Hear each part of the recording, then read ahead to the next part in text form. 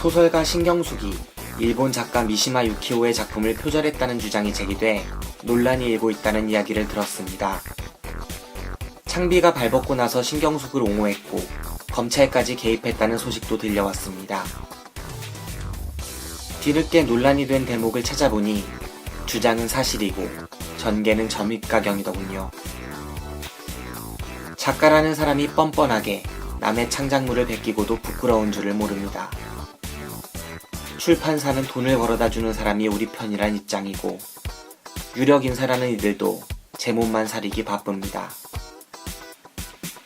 문학계는 이미 자정 능력을 잃었습니다.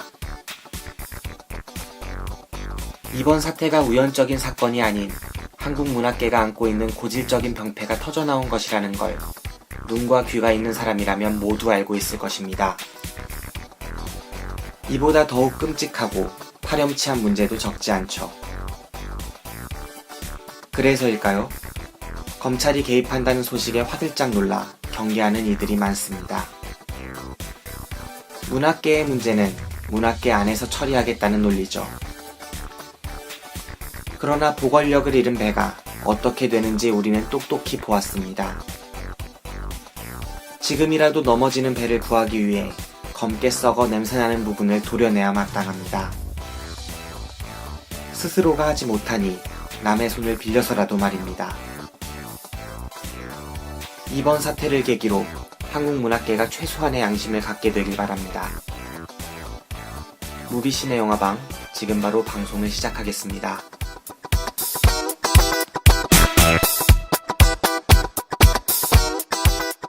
더 쉽게, 더 즐겁게, 그리고 더 무비신의 영화방 제90회. 안녕하세요, 제 기사 철기사입니다. 예, 오늘 이렇게 자기소개를 하는데 한 명이 더 늘었어요. 원래 이 방은 제 기사와 흑기사가 운영하는 방이었는데 그 기존에 있던 김기사님의 방과 비교를 해보니까 거의 조회수가 2배 이상을 차이가 나더라고요. 제가 사실 10번 정도 클릭을 했어요. 그럼에도 불구하고 조회수가 너무 차이가 나가지고 오늘 긴급하게 수요를 했습니다. 철기사님, 자기소개 잠깐 해줄 수 있나요? 네, 안녕하세요. 저는 지금 영화를 전공하고 지금은 현재 무직자로 살고 있는 제기사와 흑기사의 친구 철기사라고 합니다. 네, 무직자가 지금 3분의 2가 됐어. 네, 백수가 2배예요, 2배. 이건 뭐 재미를 위해서 제가 투입이 됐다고 하는데 솔직히 사실상 사망 선고를 받지 않았나 전 방송을 듣고는 제가 어떻게 심폐소생술을 한다고 해도 잘 될지 안 될지는 잘 모르겠지만 여러분들께 좋은 영화를 소개시켜주세요. 아니, 솔직히 우리 흥행 참패 이유는 내가 보기에는 일단 노잼이든 꿀잼이든 클릭은 하는데 우리가 조회수가 낮다는 이유는 영화가 구려서요. 영화가 그 서드 펄슨 그게 조금 그렇죠. 그래요. 그렇죠. 너무 우리가 너무 아니 그 너무 매니악하게 갔어요, 김기사는 영화를. 그 매드맥스 했더만 그러면은 우리 천만 그게 찍지. 이겨. 천만 찍는 우리 영화인데 팟캐스트로 천만 찍을 수 있어. 팟캐스트 천만 찍을 수 있지. 그러니까 우리도 그런데 오늘 이런 영화를 오늘 또 고른 영화가 또 아주 어마어마합니다. 네. 전국 흥행 오피스 8,500명 지금. 네. 그때는 또 안타깝게 저번에 저희가 조회수를 많이 못 올렸는데 그 페인의 원인으로 저희가 이제 영화가 재미가 없어서라고 생각을 했었는데 안타깝게도 오늘 정한 영화도 굉장히 지루한 영화예요. 물에 하늘 하자니까. 네. 진짜. 근데 제 생각에는 영화보다는 두 분의 진행이 흥행 참패 네. 1등 공신이 아니었나 지금 옆에서 바라보니까 약간 좀 그렇기도 한데 약간 오글거려서 근데 네. 우리가 철기사님을 데리고 온데 진짜 삼고초려를 했어요. 진짜로. 아유 저를 뭐 설기사님 한번 보여주시죠. 네. 웃긴 거 터뜨리고 가죠. 아니 성대모사 잘하니까 한번 갑자기 그거 한번 해봐. 네. 개그 클럽도 아니고 옛날에 보면 미국 보면 이제 토크바 이런 거 있거든요. 그런데 나서 갑자기 시키면 말이 나옵니까? 제가 코미디언도 아니고 아까 준비한 거 있잖아요. 아까 했잖아. 하나 준비한 거 해봐요. 있잖아요. 여러분들에서 살짝 하나 네. 요즘에 배세 백종원 씨 살짝 보여드리겠습니다. 참고로 비디오가 더 닮았어요. 네. 아유 머리도 파마를 했는데 아유, 소유진이 절로 오겠어. 진짜. 파마를 해달라고 했는데 찍었어. 백종원처럼 해달라고 한 건 아닌데 백종원 씨처럼 나왔는데 뭐 짤막하게 괜찮죠? 뭐 제가 들어와도 괜찮죠? 뭐 약간 이런 거 약간 최주봉 같은데 약간 백종원 씨가 아니고 약간 옛날 최주봉 씨 목소리 같은 거급죠. 여기서 일단 하고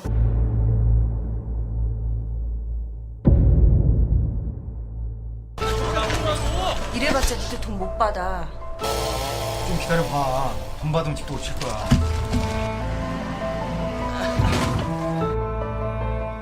죄송합니다. 누나가 다른 데 못 가도록 제가 돌보겠습니다. 다시 한번 기회를 주십시오. 죽으란 법은 없다. 난 죽어도 되는 거야. 좀 해줘.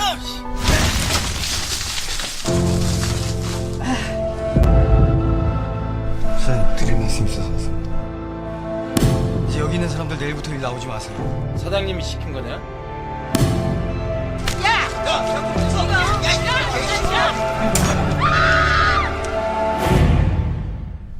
난 왜 하나도 가질 수 없냐? 너도 아프잖아.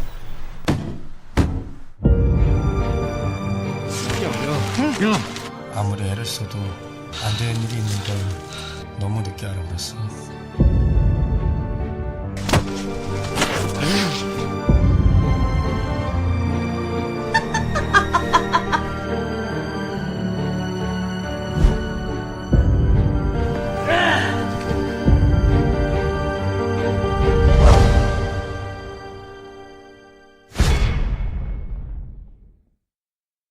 오늘 저희가 이야기해볼 영화는 박정범 감독, 저 한 3년 전이죠. 무산일기란 영화로 한국 영화계에 혜성같이 등장을 해가지고 굉장한 영화계의 신임을 받고 있는 감독 중 한 명이에요. 그 감독이 또 이번에 묵직한 영화를 하나 들고 왔어요. 너무 묵직해. 러닝타임 한 2시간 40분 정도 되고 영화 제목부터가 굉장히 실존적인 영화 제목, 산다.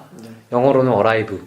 이런 영화로 다시 우리 관객에게 찾아왔습니다. 흑기사님, 혹시 이 영화 잠깐 짤막하게 줄거리 좀 얘기해 줄 수 있나요? 줄거리 얘기하자면 일단 정철이라는 어떤 강원도의 건설 현장 일용직 노동자가 나오는데요. 이제 이 사람이 주변 동료들한테 자신들의 임금을 떼먹혔다는 그 누명을 씌웁니다. 이제 그래서 그 동료들한테 충돌 속에서 뭐 새로운 또 어떤 타겟책을 찾는데, 매주 공장에서도 노동을 하고 그 매주 공장 안에서 노동자들과 또 갈등이 있었고, 마침 근데 자신의 친누나는 부모님의 사망 이후 어떤 후유증으로 계속 정신병을 앓고 있고, 그리고 어떤 자신의 동료들은 여전히 자신들을 그 정철을 의심하고 계속 뭐 돈 달라고 독촉하고 뭐 이런 과정에서 정철은 하루하루 살아가는데 되게 힘들어해요. 근데 그런 거를 계속 묵묵하게 그리는 영화라 볼 수 있습니다. 예, 아주 잘 들어봤습니다. 줄거리 내용. 이 영화는 이제 정철이란 인물, 이 박정범 감독이 사실 무산일기란 작품으로 영화계 혜성처럼 등장을 했어요. 그쵸, 그 작품으로 굉장히 많은 이제 스포트라이트를 받았고, 영화계 사람들에게 많은 신임을 받고 있는 감독 중 하나입니다. 충무로에서 지금 가장 신임이 두터운 감독 중 한 명이에요. 네, 참고로 예.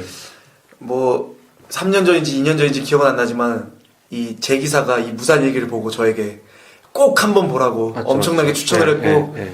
제 기사는 참고로 이 영화를 토대로 논문을 썼었죠. 맞죠. 예. 졸업 논문을 이 무산일기와 디아스포라 이산인들에 관해서 논문을 썼던 기억이 있습니다. 그쵸. 그 정도로 감명 깊게 본 감독이었어요. 근데 사실 이 산다를 보고 왔는데, 사실 저랑 이 철기사는 영화표를 받아가지고 감독이 직접 있었던 GV 시사회를 갔는데, 사실 무산일기만큼 이펙트가 있지 않았던 영화였어요. 사실은 전작이 너무 좋았기 때문에 그 입봉장이 너무 좋아가지고 그만큼 임팩트를 뽑아내지 못한 작품인 것 같긴 해요. 사실은. 근데 그럼에도 불구하고 이 제목이, 영화의 제목이 말해주듯이 굉장히 실존적인 물음을 우리에게 던져주고 있는 어떤 좀 철학적인 작품인 것 같습니다. 한번 돌아가면서 총평을 한 번씩 해볼까요? 전체적으로. 그럴까요? 예. 우선 철기사님. 아까 예, 어떻습니까? 예. 네, 말씀하신 대로 저는 GB를 가긴 갔는데 제 기사님이랑 끝나고 GB는 못 보고 제가 화장실이 너무 예, 급해가지고 배가 아파가지고. 이 영화가 러닝타임이 엄청나게 깁니다. 맞죠. 긴 영화죠. 네. 그리고 사실 이게 제 기사가 똥을 좋아해. 작은 거였어요. 그리고 제가 이 영화를 작년에 전주영화제 갔을 때 프리미어로 열렸을 때 그때 보지는 않고 딱 이 영화 이제 러닝타임을 딱 봤는데, 네 지금보다 시간이었죠? 딱 1시간 더 되는 러닝타임 또 원본이 그렇게 있었어요.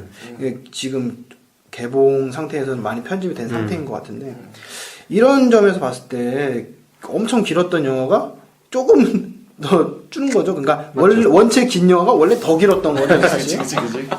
그러니까 이 영화를 보면은 이게 주인공 정철이도 정철이지만 그 이외의 인물들에게 감독이 계속 스토리를 부여하고 어떤 감정을 부여하는 게 돋보이는 거예요. 그러니까 한 명의 캐릭터도 섣부르게 그냥 지나치지 않으려고 하는 감독의 어떤 의도가 있는데 제가 봤을 때 이것이 어떻게 보면 점점 찍다 보니까 눈덩이처럼 불어나는 과욕이 되지 않았나.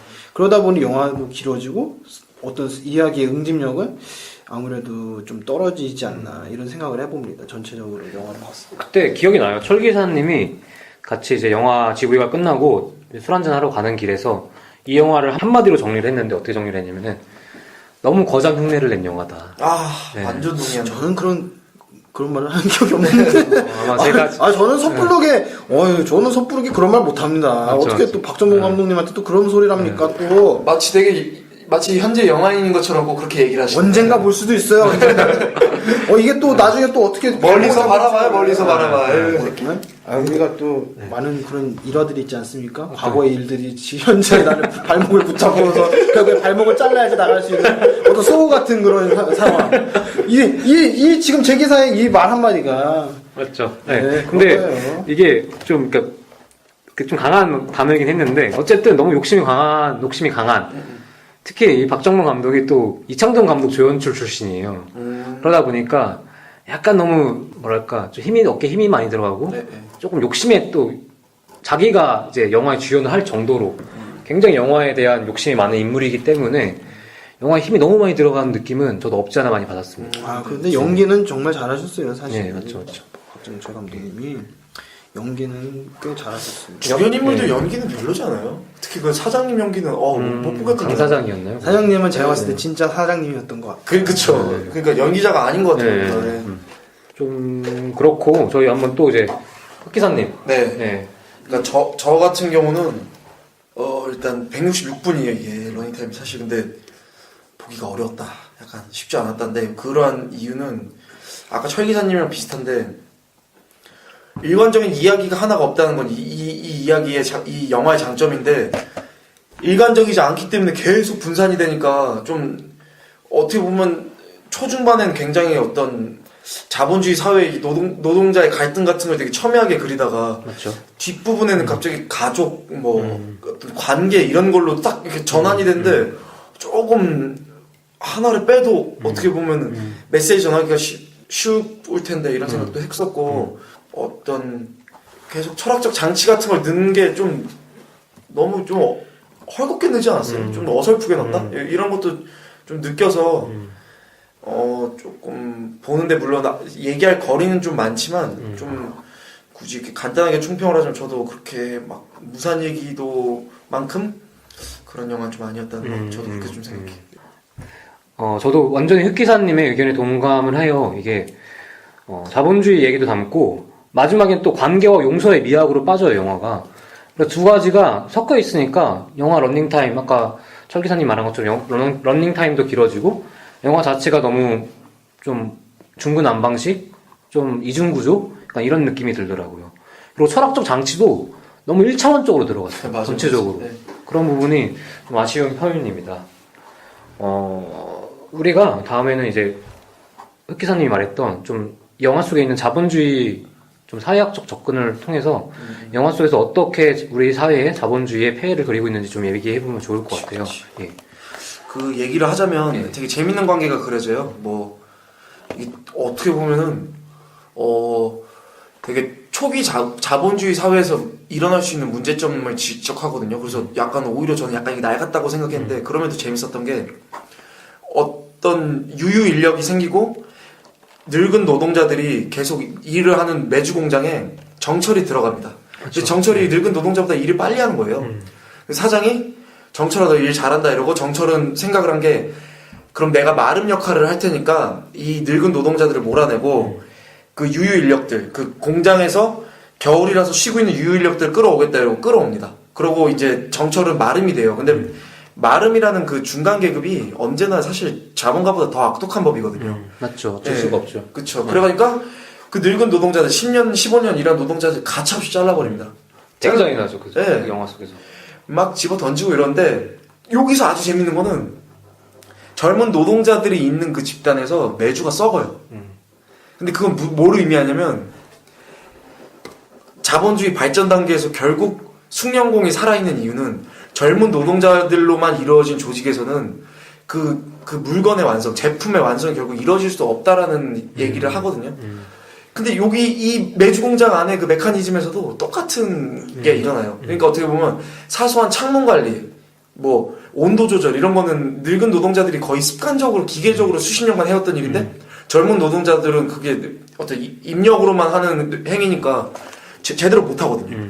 그래가지고 어떻게 보면 정철이 뭐 아까 줄거리에서도 얘기했지만 그렇게 건설 노동자에서 임금을 띠먹는다고 욕먹어서 마름으로 바뀌었는데 마름이 된 다음에도 매주 공장이 파산 직전으로 가게 돼서 또 마름 그의 위치에서 또 쫓겨나고 맞죠. 또 요런 게 네. 이제 발생하게 됩니다. 그게 되게 아이러니한 부분인 것 같아요. 정철이란 인물이 되게 어떻게 보면은 뭐랄까 낮은 계층이 있지만 굉장히 인간적인 인물이라고 우리가 생각을 했는데 점점 이 삶이란 살아가기 위해서 발버둥 치면 칠수록 그 인간적이었던 정철이라는 인물이 마름이 그 중간 계급자, 중간 관리자가 돼가지고 자기도 모르게 살기 위해서 잔인하게 변해가는 과정을 보여주고 그렇죠. 그 과정에서 또 한번 실패를 겪게 되고 네. 살기 위해서 자기는 잔인해졌지만 결국 그 잔인함 때문에 자기가 또 벼랑 끝에 몰아가는 이런 아이러니한 상황이 드러나는 것 같아요. 그렇죠. 예. 그래서 약간 그 감독 저희는 지금 자본주의적 그 하나의 인간 그리고 어떤 관계 속의 인간을 이제 따로 봤잖아요. 네. 근데 이 감독은 박정모 감독은 산다라는 의미에 이걸 다 포섭시킨 것 같아요. 그렇기 때문에 우리는 이게 조금 이질적인데 이런데 어떻게 감독은 그게 사람 사는 거다 이렇게 말할 수도 있는 것 같아요.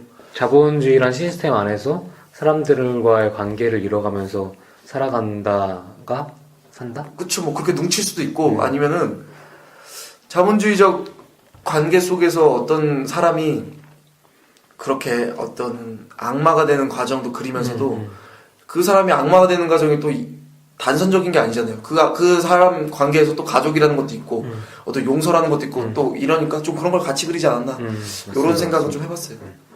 최 기사님 너무 말이 없는데? 예. 뭐 할 말? 저는 철학을 잘 모르고요. 그러니까 아까 말씀하신 그 매주의 그 곰팡이 핑 그 장면 같은 경우에는 저는 그렇게 이해를 했거든요. 사실은 그 전에 원래 달걀을 품는 장면이 있어요. 그쵸. 그 정철의 누이와 정철의 말더듬이 친구가 그 어떤 그런 그 장면은 어떤 희망적인 메시지를 맞죠. 내포하고 있는 그 장면이잖아요. 정철의 누나가 있고 정철의 말더듬이 친구가 있는데 둘 다 약간 비정상적인 인물이에요. 사회에서 적응하지 못한 인물인데 달걀을 품으면서 약간 새로운 부와 어떤 알을 깨어나고 부활을 바라는 예. 마음에서 거기에서 이제 그 같이 나오는 게 이제 습도 조절이 중요하다 해가지고 맞아. 이제 창문을 이제 누나가 이제 열고 가버려요. 그걸로 인해서 이제 매주에서 곰팡이가 피는 거거든요, 사실. 희망을 부활시키기 위해서 품었던 게 모두를 다 이제 어떤 비참한 결과를 난 이런 아이러니를 보면서 감독이 결국에는 세상을 결국에는 양면적으로 본다는 것을 이 장면에서 이런 일련의 사건들 전개들을 봐서 알 수 있지 않나 이런 생각을 해봅니다. 역시 명철한데요? 명초한데 진짜. 근데 그러면서도 또 재밌는 거는 부화시키려는 달걀을 정철이 부십니다. 이것 때문에 지금 우리 다 죽게 생겼다라고 부시는데 그 누나가 그 부신 달걀을 묻어주는 장면이 있어요. 근데 새 생명은 사실 잉태가 됐었어요. 이미 반쯤 병아리가 되려고 했던 그 희망 혹은 뭐 그 생명이 결국 또 죽잖아요. 그렇죠? 맞죠. 저는 오히려 그 부순 장면에서 그냥 말 그대로 계란일 줄 알았거든요. 그러니까 잉태조차 안 되는. 근데 어떻게 반쯤 생명이 된 상태더라고요. 좀 그런 것도 좀 상징이죠. 예, 상징이죠. 예. 그렇죠. 예.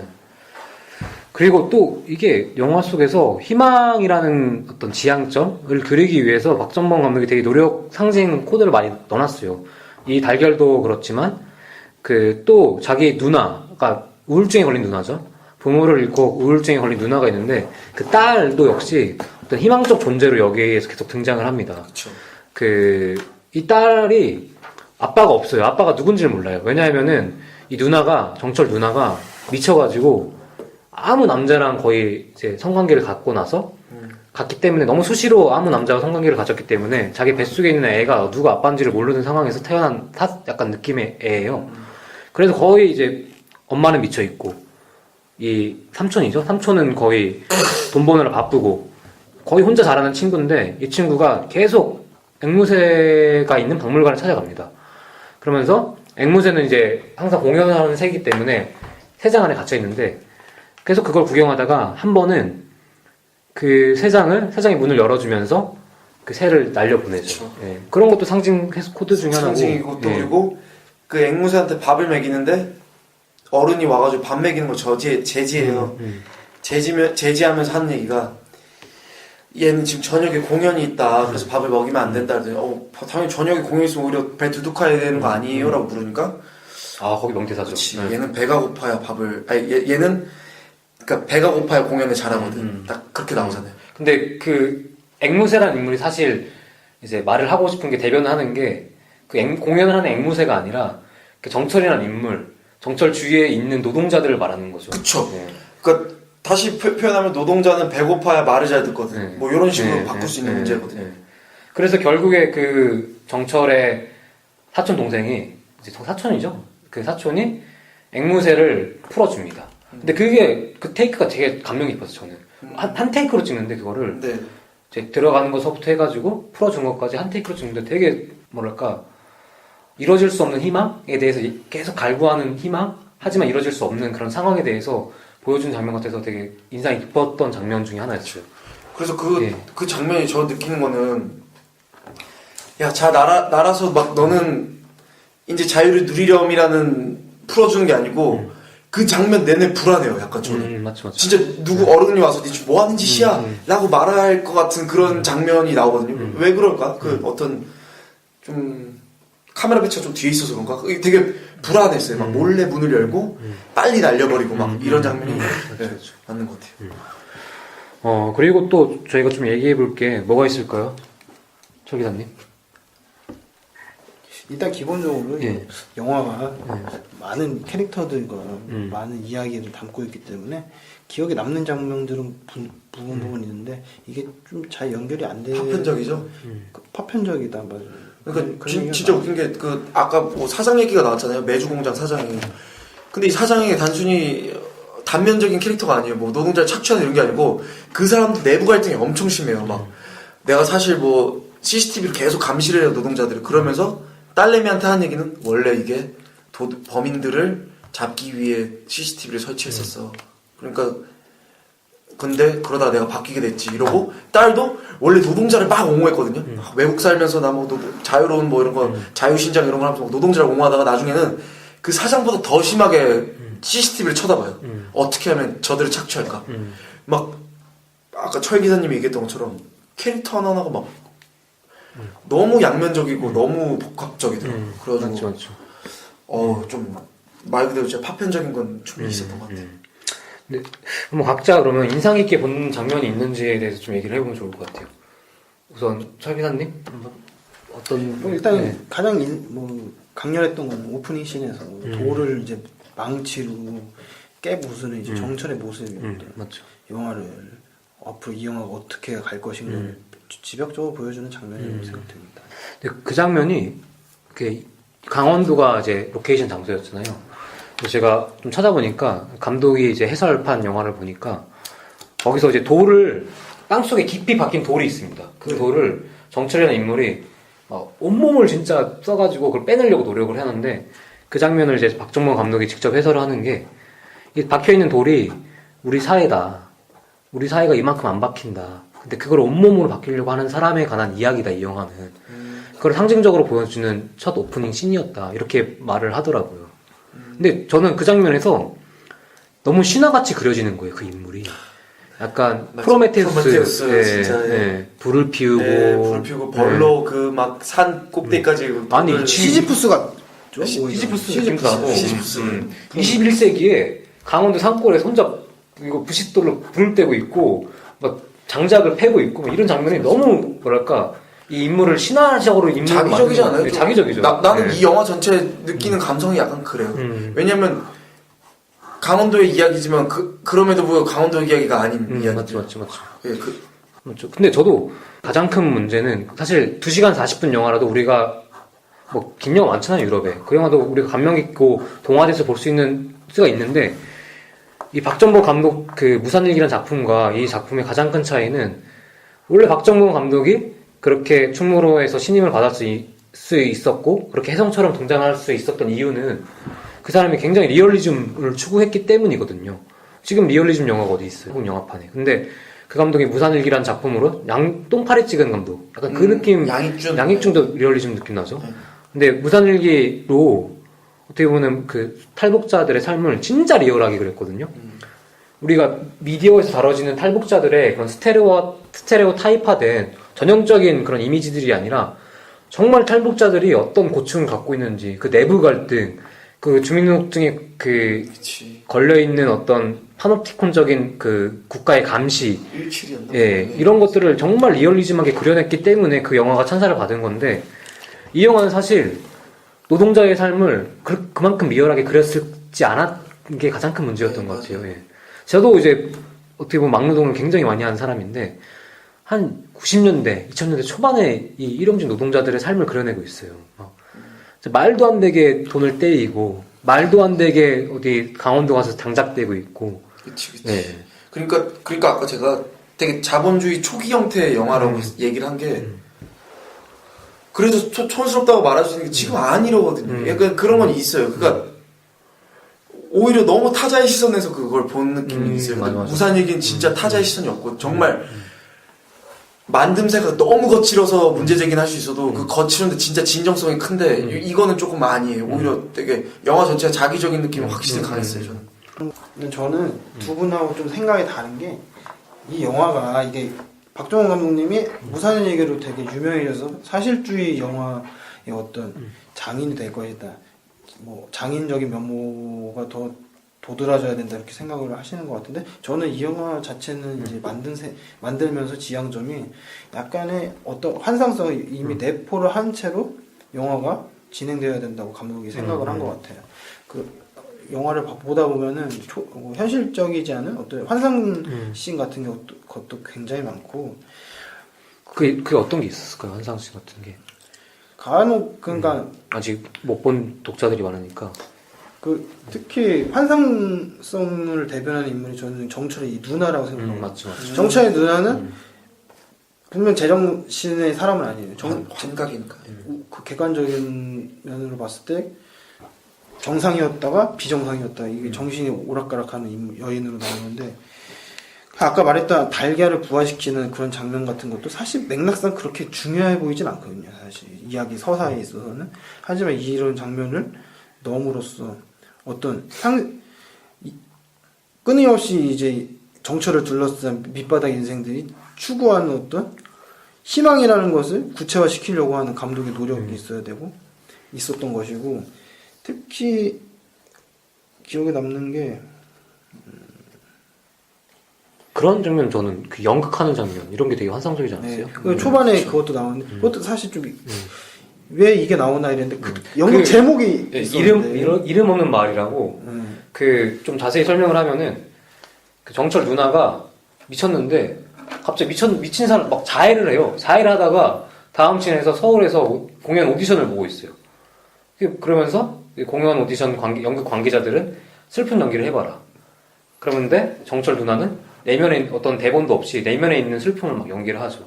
근데 그게 사실은 이 철기사님 말처럼 정말 사실은 불필요한 장면이고 어떤 현실성을 부각시키려는 장면은 아니거든요. 마치 환상적인 장면처럼 끼어들어가는 장면이죠. 이런 게. 이게 사실 보면은 이게 사실성과 현실 그 비사실성 어떤 환상성이라는 게 종이 한 장 차이라고 생각이 드는 게 제 개인적으로 다르다니 혼자를 굉장히 좋아합니다. 거기 이제 자전거를 탄 소년이라고 맞죠, 그 영화 3년 전에 개봉해서 아주 잔잔한 열풍을 일었던 영화. 너무 잔잔했어. 아니 나름 다르다니 영화는 꽤 되게 파이가 커. 우리 국내에서도 워낙 열풍이었던 적이 있었기 때문에. 근데 여기서도 보면 이제 결말이 자전거를 탄 소년이 숲에서 나무에서 떨어져서 미동을 안 해요. 여기서 영화가 끝나는 줄 알아요. 소년이 죽은 줄 알아요. 근데 갑자기 소년이 한 1분, 2분 정도 누워있다가 벌떡 일어나더니 툭툭 털고 걸어 나갑니다. 거기서 영화가 끝나요. 되게 환상적이네. 여기서 이제 환상. 누가 봐도 나무에서 떨어져서 죽었을 것 같았는데 아무렇지도 않게 툭툭 털고 일어나서 걸어 나가는 그 걸음에서 어떤 비극에서 이제 어떤 희망찬 어떤 변화를 맞지, 감지할 수 있는 이런 게 영화 다르덴이 부린 어떤 영화적인 환상적 기법이라고 하는데 박정호 감독님도 이번 영화에서 약간 그런 맞아요, 지형점을 맞아요. 그랬어요. 마지막 장면 비슷하다. 마지막에 목표한 게 아닐까. 가로등 세우는 장면. 굉장히 사실 소재는 사실적 소재들을 가지고 왔어요. 인물도 그렇고 소재 면에서는 사실적 소재를 가져왔는데 그 안에서 영화를 그 소재를 가지고 어떻게 요리할까를 생각을 했다면은 그 요리 방법은 되게 잔혹우와 어떤 현실의 상황을 굉장히 동물 농장 같은 우화식으로 구성하려는 좀 노력이 있던 영화인 것 같아요. 철기사님 말처럼. 그쵸. 근데 그게 또, 어떤 환상적 리얼리즘? 뭐 그런 얘기 하잖아요. 맞죠. 막 자비엘돌란식의 막 그런 거는 아니고, 오히려 굉장히 그 종이 한 장 차이인 것처럼, 이거는 굉장히 사실이다, 있을 법하다 하는데 환상인. 그렇죠. 특히 진짜 말 그대로 아까 그 누나 캐릭터는 병원에서 어떤 사람과 손을 톡톡 만지더니 데리고 나와서 뭐 섹스를 한다거나 막 이런 터미널에서. 예. 아 터미널이군요. 병원이 맞아. 뭐 그런 식의 내용. 근데 제 기사님은 어떻게 한 장면이 뭐가 있어요? 그런 여기서 저는 인상 깊은? 사실 여러 장면이 있는데 좀 지금 방금 뭘 했냐면 두 분께서 방금 철기사님은 이 녹음이 약간 지루했는지 자기 발냄새를 맡고 있었습니다. 아니 그게 아니고 갑자기 내비가 훅 올라오더라고요. 근데 내 냄새인가? 해서 한번 맡아봤는데 제 냄새입니다. 정말 더럽다. 정말 진짜. 진짜 이 서울 사립대학교 이 지금 한번 뭐 이런 얘기 도서관에서 웬만하면 하지 맙시다. 예, 그냥 넘어갑시다. 이거 무슨 자기적인 재미예요 이게. 자기적인 재미를 주려고 하지 마세요. 참 포즈가 재밌었어 진짜. 괜찮죠? 근데, 네, 지나가요. 네, 지나가요. 살짝 센스쟁이야. 살짝 넣어요. 아무튼 제가 좀 여러 장면이 있었는데 사실 좀 이 박정무 감독의 전작과 좀 연결을 시켜보면은 그 마지막쯤에 이제 정철이라는 인물이 자신이 어떻게 살아보려고 했던 의지가 오히려 자신의 삶을 구렁텅이로 빠뜨린다라는 걸 깨닫고 이제 자기의 삶을 원상복귀시키려고 합니다. 근데 그 원상복귀의 첫 단추가 뭐냐면은 사실 맨 처음에 극 초반에 이 동료들이 자기가 돈을 뗐다고 의심을 하니까 정말 돈을 뗀 자기 동료한테 가서 그 집에 가가지고 가서 친구를 찾죠. 하지만 친구가 없었고 그 아들만 남아있는 집이 있었습니다. 그 집의 문을 뗍니다. 그 뗀 문을 한겨울에 얼마나 춥겠어요. 그 집의 문을 뗐는데 그 집의 문을 다시 달아주러 갑니다. 근데 그 달아주러 갈 때 우리 현관문이 있잖아요. 보통 현관문. 오래된 집에 어떤 아파트 말고 주택. 묵직한 영화문. 네, 검은색. 네. 막 중간에 그로테스크한 뭐가 문양 같은 거 있는 게 네. 있는데. 그거를 이읍니다. 자기 등 뒤에 이어서 걸어갑니다. 막 뚜벅뚜벅. 근데 그 장면이 마치 업보를 맨 약간 십자가 느낌이 나더라고요. 그쵸. 십자가를 맨 예수님. 네. 왜냐면은 청관문에 무늬가 약간 십자가 모양으로 들어가 있어요. 일부러 그걸 한 것 같아요. 맞아. 근데 그런 장면을 통해서 굉장히 정철이라는 인물이 가지고 있는 업보, 정철이라는 인물뿐만 아니라 우리가 살아가면서 실존이라는 그런 의미가 갖고 있는 무게, 이런 것들을 상징하는 장면 같거든요. 근데 그 장면이 굉장히 유사한 장면이 이 무산일기에도 나와요. 무산일기에서는 그 주인공이 농 있잖아요. 옷걸이가 있는 농장을 갖는 게 그 찰복자가 꿈이었어요. 돈이 없으니까 나도 옆방 친구처럼 흰 와이셔츠와 정장을 꽂을 수 있는 농장을 갖고 있는 게 꿈이에요. 근데 우연치 않게 그 재개발촌에서 그 농장을 길거리에서 줍고 그걸 막 등에 이어고 가요. 자신의 희망이었던 농장을. 근데 막상 그 스토리가 진행되면서 그 농장이 방 안에서 쓰러지게 되거든요. 근데 그 쓰러진 농장 안에 그 주인공이 탈북자가 들어가요. 마치 그 관처럼. 그러니까 이런 걸 상징하죠. 마치 자기의 희망이었던 그 농장이 삶을 살아가다 보니까 어느 순간 관이 돼버린 상황을, 성장이 돼버린 상황을 상징하는데 그 장면과 굉장히 유사한 장면이더라고 이게. 그래서 저는 이게 굉장히 인상 깊었어요. 그쵸. 네. 좀 신화적인 그런 걸 많이 차용하는 것 같아요. 저도 한 장면을 꼽으려면 저는 그 정철이 동거녀인지 뭐 여자친구인지가 있는데 이제 극중에서 썩 중요하게 나오는 분은 아닌데 무너진 집에서 텐트에서 그분하고 살아요. 근데 갑자기 무너진 집이 더 무너지는 소리가 들리자 정철이 기둥을 세우려고 계속 노력을 합니다. 근데 그 기둥은 너무나 무거워서 사람의 힘으로 절대 바뀌지 않는 기둥이고 그럼에도 불구하고 정철은 끝까지 끙끙 걷대요. 그러면서 동거녀가 하는 말이 아 이거 하지 말라고 그냥 있어라 왜 이걸 하냐 이러니까 정철이 이거 내 누나가 살 집이다. 내 누나가 살 집이라서 나는 꼭 해야 된다. 그런데 계속 말려요 동건이 하지 말라고. 그러면서 한 얘기가 너는 내가 말 안 해도 이걸 할 거야 하면서 쓱 지나가거든요. 근데 그 장면에서 어떻게든 한 인간의 힘으로 이뤄지지 않는 거를 정철은 계속 붙잡고 있고 그럼에도 불구하고 사태는 어떤 사태도 바뀌지 않는 좀 그 장면에서 맞죠. 되게 그런 것도 어떤 의미에서 되게 신화적이거든요. 어떤 인간 개인의 사투? 저는 그 장면이 또 떠올랐어요. 흑기사님이 말한 거랑 제가 말한 장면이랑 어떻게 보면은 좀 다르게 표현됐을 뿐이지 말하려고 했던 감독이 말하려고 했던 바는 유사한 것 같아요. 그렇죠. 우리가 살아가면서 가질 수밖에 없는 짐, 어떤 이런 거, 숙명 이런 거에 대해서 좀 얘기를 해보려고 했던 영화이지 않은가 싶습니다. 맞습니다. 예. 그러니까 어떤 감독이 의도적으로 구조적인 문제를 계속 환기를 시키거든요. 그러면서 그럼에도 불구하고 정철은 뭐 계속 맞선다고 해야 되죠. 맞서고 산다는 의미가 정말 강하게 내포되는 행동을 하는데 그럼에도 불구하고 그 개인은 그 구조에서 못 벗어난다는 거 이런 걸 좀 계속 보여줬던 것 같아요. 네. 그게 또 그리스 신화에서 많이 말하는 이야기 구조 중 하나니까 그쵸. 시지퍼스도 그렇고. 예, 자주 인용되는 서사인 것 같아가지고. 맞아요. 그런 것 같아요. 예. 다음 또 얘기해볼 만한 게 뭐가 있을까요? 저희가? 관계 용서 그 후반부에 네, 그 네. 얘기를 좀 해볼까요? 예. 마지막에 결국 정철이라는 인물이 서울로 갑니다. 그 서울로 떠난 누나를 찾으러. 누나가 결국에 서울로 야반도주를 해요. 그 말더듬이 친구와 함께 야반도주를 하는데 그 누나를 찾으러 서울을 갑니다. 근데 서울에 돌아와서 누나는 정작 못 찾고 말더듬이 친구와 한판 합니다. 평소에는 말더듬이 친구가 정철한테 한마디 대꾸를 안 했는데 그제서야 이제 한마디를 하죠. 그 상황을 좀 철기사님이 좀 얘기를 해줄 수 있을까요? 죄송한데 기억이 그 부분이 마지막 비디오 플레이어 있는 그 그러면 흑기사님이 그럴까요? 그러니까 보통 그 친구는 정철을 맨날 이렇게 강아지처럼 쫓아다니는 친구예요.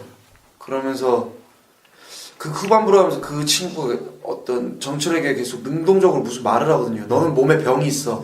맞죠. 너는 마음이 아픈 애야. 너는 아픈 애야. 내가 치료해줄 수 있어.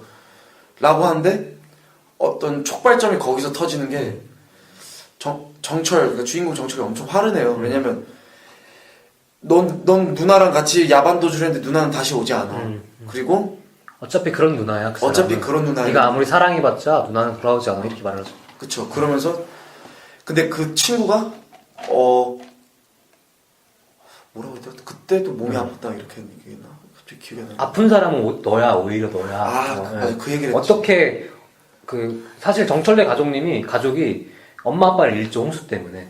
어떻게 엄마 아빠를 잃고 너는 태어난 척 그렇게 살아가냐. 맞아. 네. 아픈 게 정상이고 네가 비정상이야. 이렇게 말을 하죠. 그쵸. 근데 정철이 그 뒤로 되게 전향적으로 바뀌는 게 어떤 자기 속내를 좀 얘기하기 시작해요. 맞아. 실제 산사태에 죽은 부모의 죽음을 묻어봤냐 네가. 그리고 나는 그런 아픔을 겪었는데 나도 너무나 아프다. 그럼에도 불구하고 난 지금 여기에 서 있다. 이런 얘기를 하거든요. 그러니까 뭐랄까 정철이란 캐릭터는 극중 후반까지 계속 외부적인 어떤 벽과 계속 싸워요. 근데 딱 그 시점에서 자기 반영적인 모습으로 돌아가요. 맞죠. 그러고 그 다음 장면은 그 누나의 딸내미가 어떤 되게 좀 어설프지만 성각자의 말로 막 이것저것 얘기를 하거든요. 뭐 삼촌 우리 뭐 가로등을 세워야 될 것 같아. 왜? 그러니까 그래야 엄마가 돌아와. 그리고 이 밝게 비춰야 되지 좋지 않을까 이런데 보통 정철이라면은 대꾸도 안 하는 거를 돈 버는데 예, 신경 쓰였죠. 우리 이제 달아볼까? 네. 진짜 그러면 누나가 돌아올까? 네.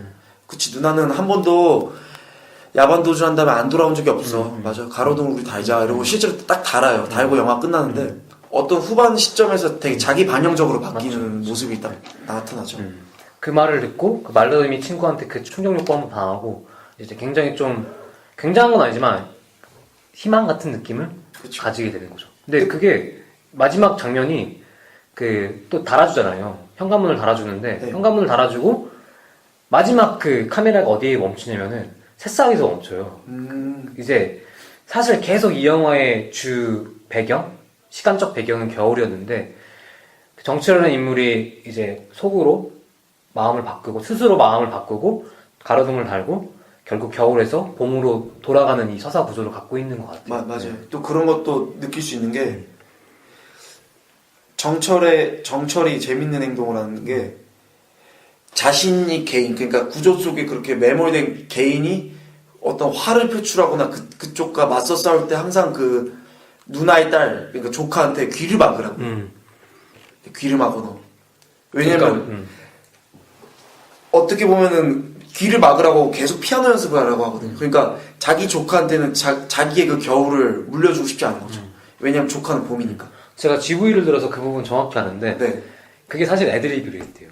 아. 그러니까 왜냐면은 얘는 어리잖아, 미성년자인데 네. 아무리 생각해도 이 말들을 막 엄마가 다른 남자랑 섹스하고 다니고 이런 말들을 그냥 현실적으로 이 꼬마애 10살 제가 갓 넘은 꼬마애한테 들려줄 수가 없는 거예요.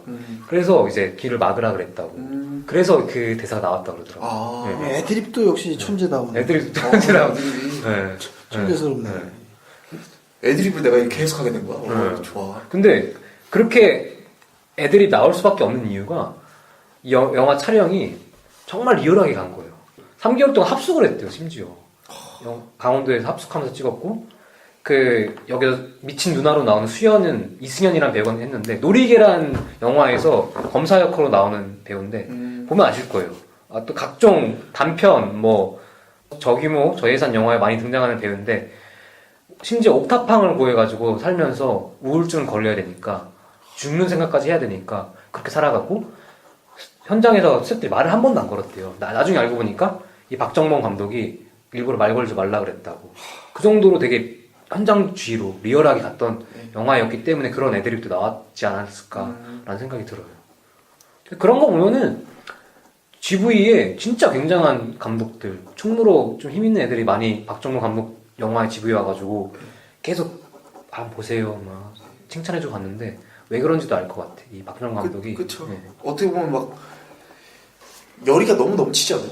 그러니까 영화에 대한 열정이. 근데 그게 존경스러우면서도 다른 측면에서 약간 부담스럽기도 한 그 정도의 열정이 있는 것 같아요. 진짜. 근데 또 막상 막 사람을 보니까 되게 담담하고 막 열의를 가지고 있다고 막 해서 튀거나 이런 게 아니라 되게 담담하고 솔직한 사람인 것 같아요. 아, 그래요? 겸손하고. 하정우 닮았어, 약간. 근데 또 저희가 또 이제 이 박정범 감독에 대해서 개인사가 있어요. 히스토리가 있는데 이 설기사님이 좀 얘기 좀 해주시죠. 예, 딴 게 아니고 그 영화에 보면은 이제 된장 공장이 이제 주 부대인데 사실 박정원 감독님이 그 노동 얼핏 우리가 무산일기나 그 전에 영화 이거 산다까지 보면 굉장히 어려운 집안에서 정말 돌 깨면서 사실 것 같은 일인데 사실 알고 보면은 우리나라에서 어마어마하게 큰 된장 공장의 공장 사장님의 아드님이십니다. 세 손가락 안에 꼽힌다는 얘기. 예. 어. 그런 얘기가 있죠. 근데 팩트는 아닌데. 팩트가 아닌데 내가 말하면 뭐가 됩니까 내가. 냉장 공장 사장의 아니 그냥 그 공장 사장님의 공장장님의 아드님으로 하면 될 것 같습니다. 아, 그래가지고 그 촬영 장소도 또 아버지 공장이었다면서요? 예, 그 영화 보면 나오는 실제 그 재래 그 전통 된장 공장이 사실은 박정현 감독의 이제 아버님이 하시는 이제 내려오는 어떤 공장이었다. 사실은 영화 속 마름이 박정원 감독님이 아니고 영화 속 공장장의 딸 역이 사실 실제로는 박정원 감독님이 살아왔던 위치였다. 이렇게 나름 명문대 출신이에요 또. 그래요? 연대 나오죠. 연대 나오고. 영화 전공자 아니잖아요. 연대 영화과 없으니까. 그 체육 쪽? 체육 교육과? 뭐 이런 거 나왔는데 체육교사가 꿈이셨죠. 그러다가 이제 근데 이 사람이 영화 감독이 되겠다고 결심한 이 영화가 뭐였죠? 하나비였나? 군대에서 하나비를 박해시 받았다고. 감독 하나비 이거 보고 나서 영화 감독 되겠다고 생각을 해서 영화를 찍었던 게 그 연세 뭐 영화 대상, 연세 영화상, 대학교 영화상에서 대상 받고 뭐 이래가지고 이제 여기까지 온 것 같더라고요. 히스토리가.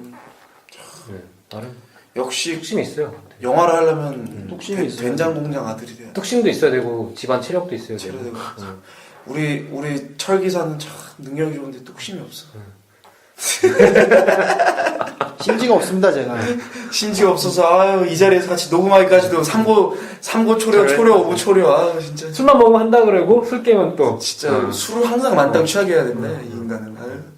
팟캐스트 하나 데리고 오기도 어려워가지고.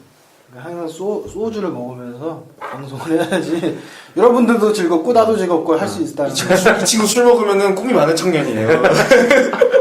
술이 깨면 이 새끼 꿈이 없어. 항상 꿈속에 살아낸다.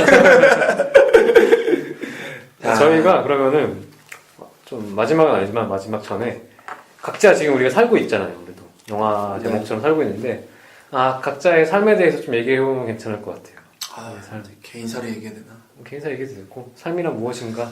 우리 그럼 또 우리 제 기사가 지금 또 많은 변화가 있을 텐데 좀 한번 얘기해봐요. 저는 이제 어떻게 보면 이제 조직 사회에 들어오게 됐는데 이제 정말 저는 꿈 많던 청년이었고 패기 넘친 청년이었는데 어느 순간 조직의 한 부분이 되고 이런 걸 보면서 느끼는 게 삶이 참 내 맘대로 되는 게 아니라 같이 사는 거고 관계라는 게 참 어려운 거다. 세상 어려운 거, 관계가 굉장히 어려운 거더라고요. 사회에서 관계는 굉장히 어려운 거고 그 안에서 나는 굉장히 미약한 존재일 뿐이고 나는 언제든지 갈아 끼워질 수 있는 부품일 수도 있고 어느 순간 어떻게 보면은 다수의 사람들에 의해서 나는 어느 순간 왕따도 될 수 있고 사라질 수가 있더라고요. 뭐 그런 거 보면서 좀 슬펐죠. 나란 존재, 우리가 살아가는 이유에 대해서 평생 앞으로 이제 이렇게 살아가야 될 것 같은 느낌이 확 드는데 좀 슬프더라고요. 근데 그럼에도 불구하고 제가 하는 노동에 대해서 굉장히 만족하고 있어요. 그 관계란 조직 어떤 우리 삶이 우리 개개인을 미약하게 만들 수도 있지만 그 안에서 노동의 가치, 사실 요즘에 노동의 가치를 따지는 사람이 별로 없는데 그 안에서 노동을 하면서 나도 충분히 가치 있는 사람이 될 수 있고 좀 유의적으로 재미를 느낄 수 있다는 거에서는 또 만족하면서 좀 살아가고 있어요. 좀 큰 변화가 있었죠. 심적으로. 어떻게 보면 굉장히 이것들이 고전에서 내려오는 뭐 그리스 신화부터 자본주의 태동부터 많이 나왔던 얘기지만 새삼 내 현실이 되면서 몸소 느끼고 있는 상황 뭐 그런 중입니다. 그렇죠. 그래서 철 기사와 제가 제 기사의 전화를 아주 받느라 정신이 없어요. 요즘 그럼 흑기사님은 어떠신가요? 저는 산다고 하면서 느낀 건데 그 정철이 계속 구조적 폭력, 뭐 폭력이라고 하긴 뭐하지만 구조적 유리벽에 계속 싸우는데 계속 안 되잖아요. 근데 저도 좀 뭐 구체적으로 말씀드리긴 그렇지만 계속 그런 과정이 몇 년간 있었는데 좀 저도 못 이기고 뭐 지금 결국 뭐 백수라는 두 글자로 저를 설명할 수 있겠지만 이렇게 됐거든요. 그러면서 좀 요새는 어떻게 보면은 그냥 나도 뭐 조직에서 월급이나 받으면서 살아야지라고 많이 되게 타협한 것 같아요. 저도 그리고 그 타협이라는 게 참 옛날에는 그게 분한 일이고 싫은 일이었는데 지금은 유리벽이랑 같이 가는 사람이 되었다고 해야 될까? 근데 유리벽 안에 이제 인물이 그렇죠. 유리벽이 아주 수긍하는 사람이 점점 되는 것 같아요. 그리고 한 달 전에 1년 전에 나랑 너무 다른 나를 지금 보고 있으니까 그럼에도 불구하고 지금의 나가 언제나 최선이라고 생각하니까 그런 게 또 무섭죠. 또 내일 되면 내가 또 달라질 수 있는 거니까. 근데 달라지면 달라질수록 그 유리벽의 존재랑 나랑 같이 가는 느낌이 계속 들긴 해요, 사실. 또 분위기가 또 공기가 무거워지네요. 네. 철기사님 얘기 들으면 거의 이제 울 수 있을 것 같은데 독자들. 갑자기 뭐 여성시대 이런데 게스트 초대 나온 것 같아요. 무거운 얘기하고 어디선가 양희은 아줌마 무슨 나와야 될 거 같고. 우리 엄마는 이 철기사야. 중간중간 깨알같이 진짜. 뭐 영화 산다라 뭐 보면은 저의 삶을 생각하기보다는 저는 뭐 저희 어머니의 삶을 많이 생각을 해보게 됩니다. 영화 그 살아간다는 게 참 죽지 못해 사는 건가. 어저께도 참 영화 같았어요. 저희 집안이 그 정전이 돼가지고 불이 나가지고 지하실에 불이 안 들어오는 거예요. 어머니가 이제 청소일 하고 오시면 이제 기진맥진 해가지고 이제 저보고 이제 삼겹살 좀 구워보라. 저는 안 보이니까 막 구웠어요. 다 탔더라고요 고기가 많이 탔어요. 어제 그러니까 지금 불이 없는데 불이 없는 데서 고기를 구워먹는. 그 노을빛에 희미하게 고기 좀 구워보라고 힘드니까. 그리고 구웠는데 약간 베이컨처럼 구웠어요. 좀 태웠다기보다는. 네. 그럼 막 엄마가 막 아구 아프다 막 해가지고 너무 바짝 구우니까 이제 씹기가 이제 힘든 거죠. 그러면서도 이제 계속 이제 기운을 차리기 위해서 삼겹살을 구우고 씻는 어머니의 모습이 이제 노을빛에 이제 역광을 받아서 이제 실루엣으로 보이는데 역시 어머니의 삶이 참 나의 원죄 같고 나의 죄 같고 결국 내가 짊어지고 살아가야 되는 어떤 죄 같은 그런 감상적인 생각이 많이 역시 들었죠. 철기사 영화 꿈나무답다. 마침 또 철기사님 머리 위에 십자가가 걸려있어요. 그러게 여기 고해성사라도 하나 해야 될 것 같아요. 여기 서울 모 사립대인데 여기가 뭐야 종교적인 천주교 그쪽 학교라서 기독교 아니? 천주교 여기 천주교. 할렐루야. 되게 아무튼 그랬습니다. 그래 우리 갑자기 우울해지네. 우리 그 코너 하죠. 우리 추천 저희, 영화 한번 해보죠. 저희 이제 또 마무리 코너. 이 영화를 보고 어떤 영화가 떠오르고 어떤 영화를 추천하고 싶었는지. 우선 철기사님부터 할까요? 흑기사님부터. 전 마지막에 할게요. 지금 저부터 고민 중이라서. 할게요. 네. 저부터 할게요. 네. 이렇게 돌아가죠. 네. 저는 연관해서 볼 영화는 앞서 제가 잠깐 말했잖아. 다르던 형제의 영화들이 거의 다 이런 식의 노동자들이 겪는 어떤 살아가는 거에 있어서 어떤 괴로움, 어려움, 그 안에서 어떤 비열함, 그 여러 인간의 면모를 보여주는 영화이기 때문에 특히 다른 영화 중에서도 초기작인 로제타와 그리고 가장 최근에 가장 최근에 나왔던 영화 내일을 위한 시간 이 두 편의 영화를 이제 추천하고 싶습니다. 네, 맞죠. 네, 저도 마찬가지예요. 저도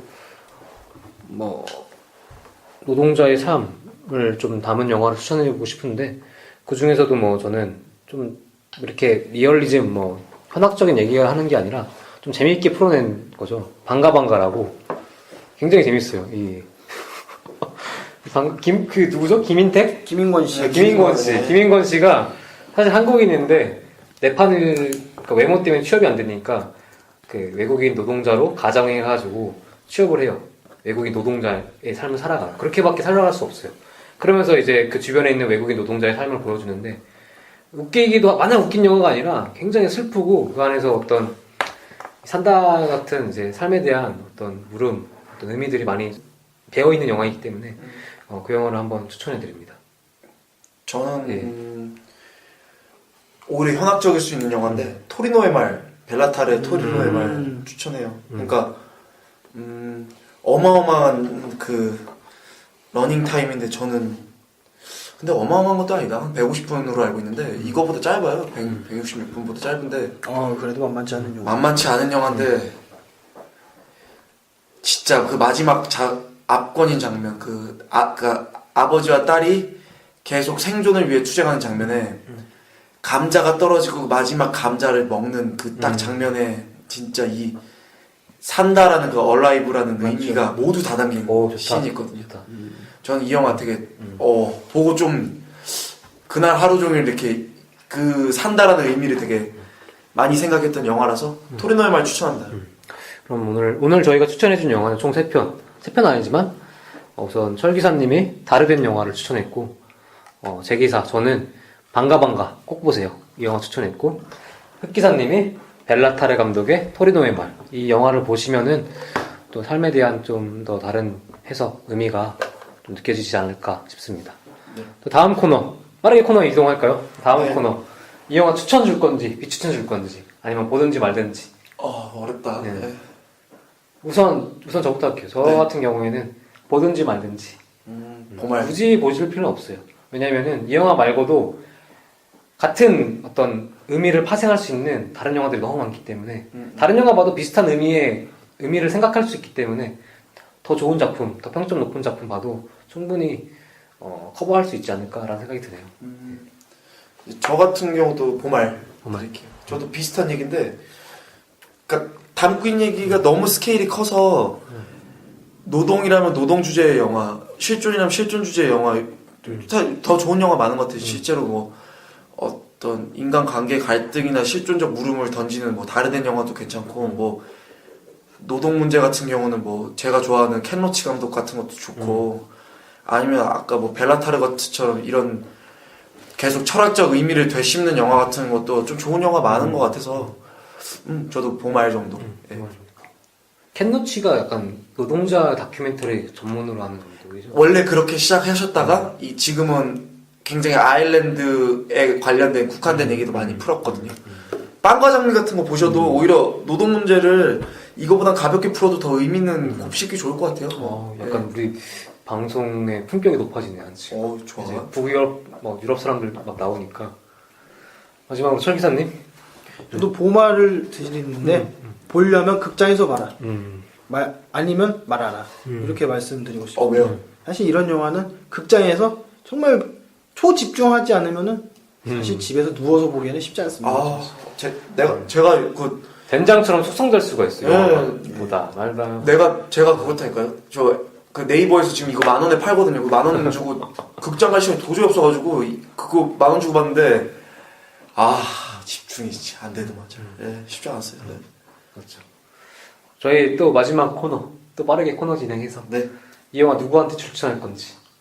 우리가 보마를 줬지만 셋 다 보마를 줬지만 그럼에도 우리 약간 이렇게 앉아 있는데 구도가 썰점 같아 지금.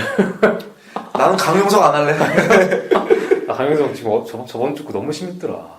그 미친 새끼야, 이 새끼는. 네. 지난주 주제가 뭐였는데요? 메르스 관련해가지고 또 정보공무원 박원순 너무 까는 거예요. 박원순. 네. 왜 10시에 발표를 했냐고 막 브리핑을 왜 10시에 했냐고 막. 저질 새끼. 그럼 왜 아직 나오는 건지 이해가 안 가네. 강영석? 그래도 티켓하고 있으니까. 근데 지 살끝 까먹는 멘트를 너무 많이 쳐가지고. 그치? 정책은 여기까지 하고. 자, 이제 누구한테 추천할지. 제 기사부터 할까요? 저 지금 생각 좀 해볼게요. 그럼 제가 그냥 네, 말할게요. 저는 뭐 연극영화학과 전국에 이 영화 보고 이렇게 찍을 거냐? 아니면은 나 이렇게 힘들게는 못 찍겠다. 그러면 빨리 그냥 접어라.